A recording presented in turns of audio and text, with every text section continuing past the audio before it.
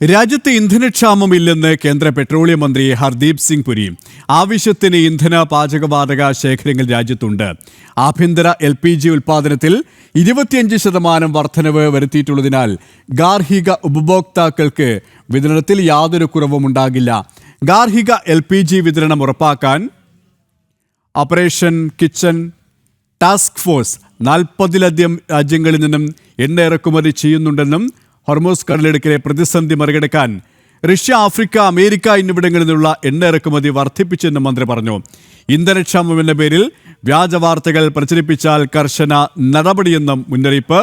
വിശദാംശങ്ങളുമായി ഡൽഹിയിൽ നിന്നും നന്ദഗോപൻ ചേരുകയാണ്. നന്ദൻ, രാജ്യത്ത് പാചകവാതക ക്ഷാമമില്ല, അത്തരത്തിലുള്ള പ്രചാരണങ്ങൾ കെട്ടിച്ചമച്ചത് എന്ന് തന്നെയാണ് കേന്ദ്രമന്ത്രി വ്യക്തമാക്കിയിരിക്കുന്നത്. സഭയിൽ ഇതുമായി ബന്ധപ്പെട്ട് എന്തൊക്കെ കാര്യങ്ങളാണ് അദ്ദേഹം വിശദീകരിച്ചത്?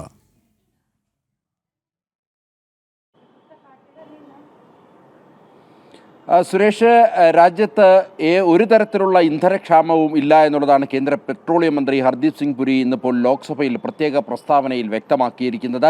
രാജ്യത്തെ എല്ലാ റിഫൈനറികളും 100% രീതിയിൽ പ്രവർത്തിക്കുകയാണ്. ചില റിഫൈനറികൾ അതിൻ്റെ കപ്പാസിറ്റിക്ക് മുകളിലും ഇപ്പോൾ പ്രവർത്തിക്കുന്നു എന്നുള്ളതാണ് പ്രധാനമായും അദ്ദേഹം ചൂണ്ടിക്കാണിച്ചത്.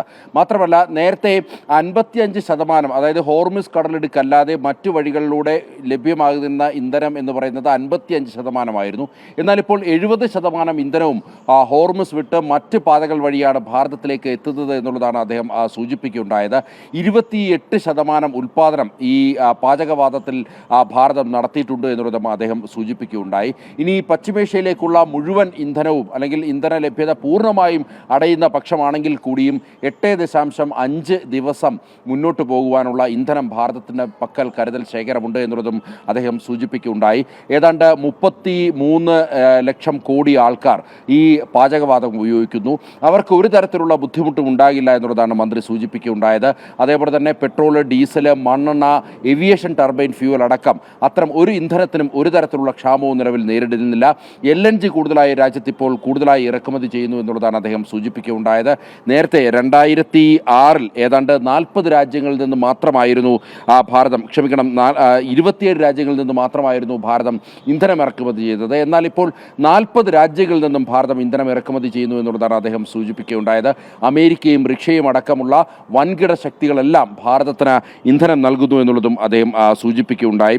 ഇതിനൊക്കെ അപ്പുറത്തേക്ക് ഒരു തരത്തിലുള്ള ഊർജ്ജക്ഷാമവും ഭാരതത്തിൽ ഉണ്ടാകില്ല എന്നുള്ളത് അദ്ദേഹം സൂചിപ്പിച്ചു. അതായത് വൈദ്യുതി ഒരു തരത്തിലും മുടങ്ങില്ല എന്നുള്ളതും അദ്ദേഹം സൂചിപ്പിക്കുകയുണ്ടായി. അത്തരം വൈദ്യുതി ക്ഷാമമൊന്നും ഒരിക്കലും ഉണ്ടാകാനുള്ള സാധ്യത ഭാരതത്തിലില്ല എന്നുള്ളതും അദ്ദേഹം കൂട്ടിച്ചേർത്തു.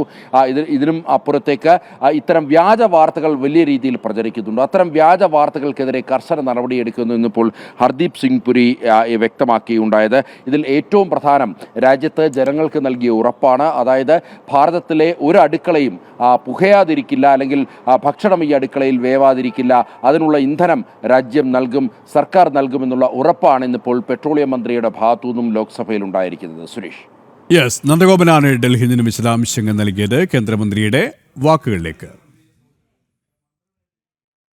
In the last 5 days, LPG production has been increased by 28% through refinery directive, and further procurement is actually underway. Modi government's foremost priority is that the kitchen of India's 33 crore families, especially the poor and the underprivileged, do not face any shortage. Domestic supply is fully protected and the delivery cycle is unchanged. The standard time for booking to delivery for domestic LPG cylinders remains 2.5 days unchanged from pre-crisis norms. Hospitals and educational institutions have been placed on uninterrupted priority supply.